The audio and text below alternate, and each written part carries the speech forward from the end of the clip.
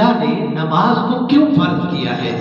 Be be فرماتی ہے جعل اللہ الایمانا تطہیرا لکم من الشرک والصلاۃ تنزیہا لکم عن الکبر۔ اللہ نے نماز کو تکبر کے خاتمے کا ذریعہ بنایا ہے۔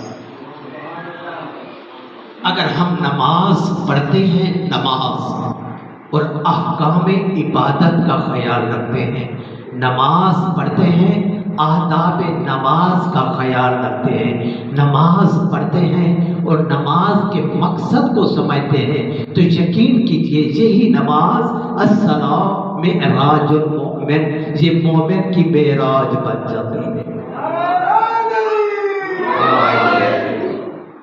لیکن اگر انسان احکام نماز کا خیال نہیں رکھتا، آداب نماز کا بھی خیال نہیں رکھتا اور اس کو نماز کے مقصد کا بھی پتہ نہیں، تو یقین کیجئے اس سے غلطیاں سرزد ہوں گی، وہ اپنے نماز کے مقصد کو فراموش کر بیٹھے گا۔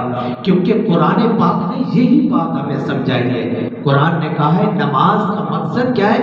اے مومن تجھے پتہ ہونا چاہیے کہ نماز ان الصلاۃ تنہا عن الفحشاء والمنکر، یہ نماز انسان کو برائی سے روکتی ہے۔